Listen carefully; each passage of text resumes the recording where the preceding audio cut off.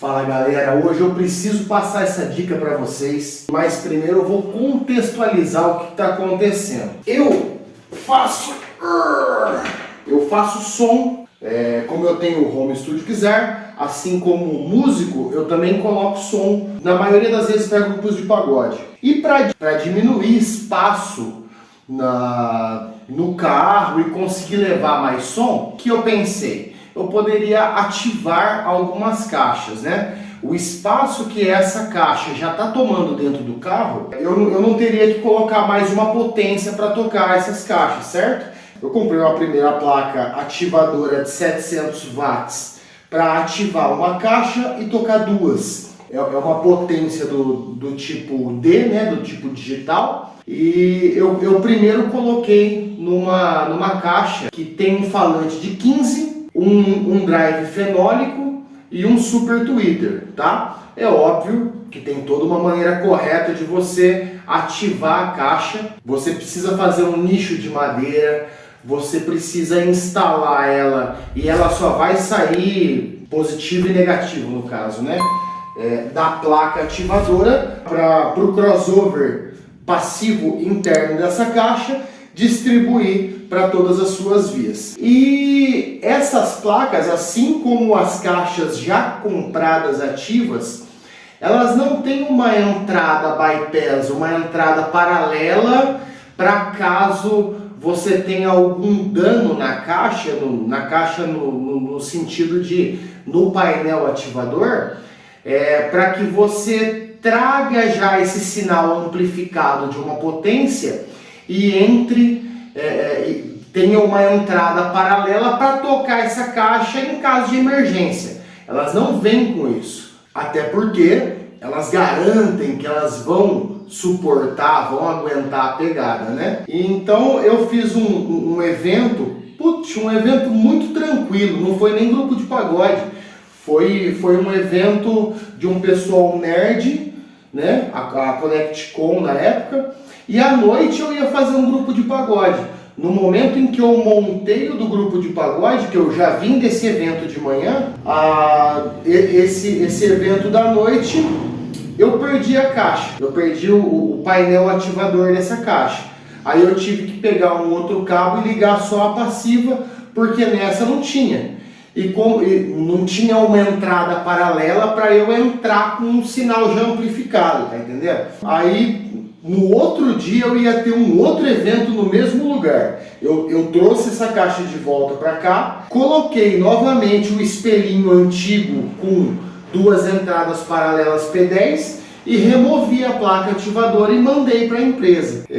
Aí eu toquei o evento normalmente com as duas caixas passivas nessa minha potência. E eu tive o mesmo problema, um pouco menos problemático, vamos por assim dizer, com esse sub de 18.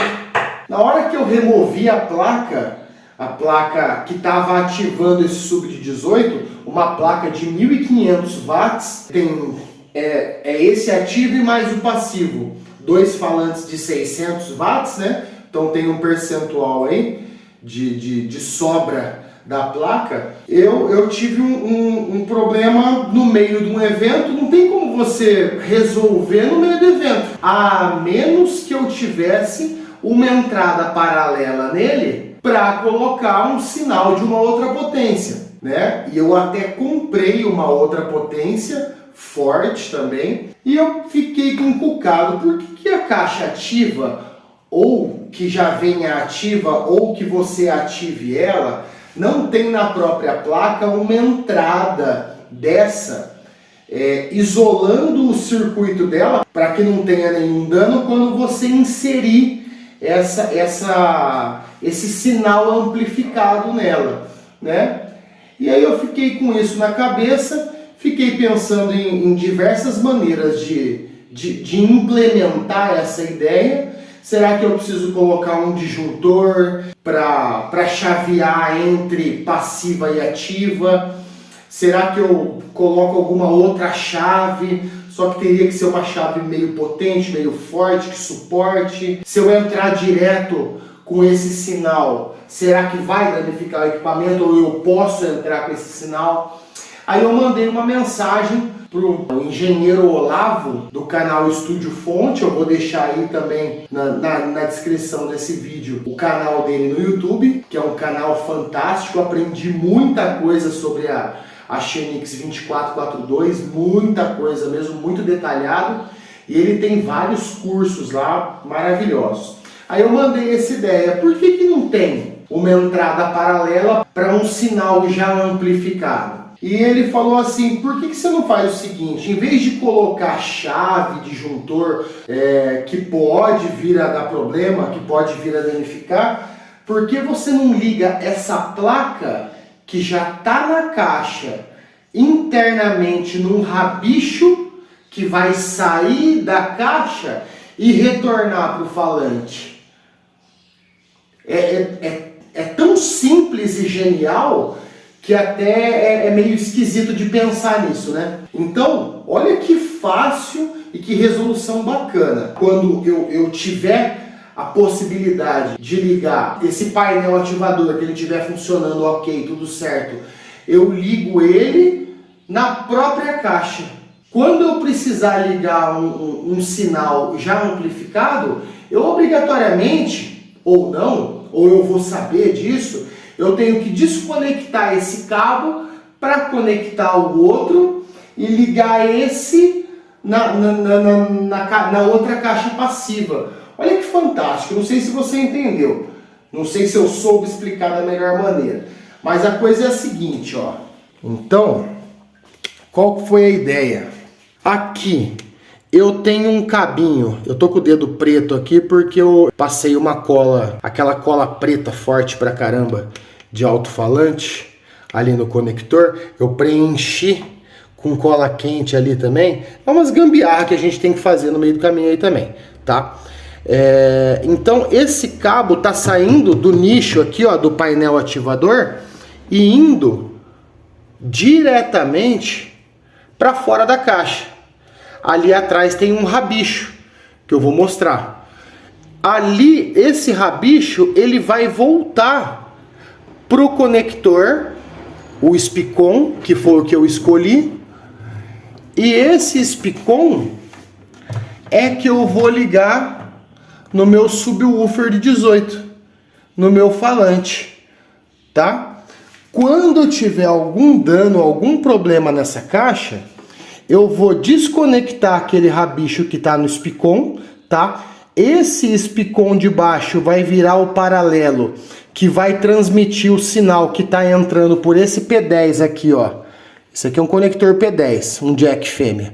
Tá vindo por aqui o sinal amplificado da minha potência nova lá, e tá saindo paralelamente aqui com o cabo Spicon para outra caixa passiva. Olha que fantástico, cara. Então eu achei muito legal. Vou mostrar a parte de trás da caixa agora. Então aqui ficou como, ó. Aqui o painel ativador, muito potente. O que tinha de problema nesse painel ativador? Um conectorzinho de saída que ele descolou da placa. Entendeu? Dessoldou. Tava com a solda meio fraca, aí eu fui lá e ressoldei. Então isso aqui sai dessa potência e retorna para a caixa. Conectei. Aconteceu algum problema com a caixa? Tiro. Daqui chega um cabo aqui no P10 e esse aqui lança para outra caixa, que eu tiraria daqui. Eu vou ter que tirar o conector daqui e plugar aqui. Ai, que beleza. Tá resolvido o problema. Olha que fantástico. Então essa aí é a dica do engenheiro Olavo, que eu preciso dar os créditos para ele, do Estúdio Fonte, com a implementação aqui do Home Studio Kizar.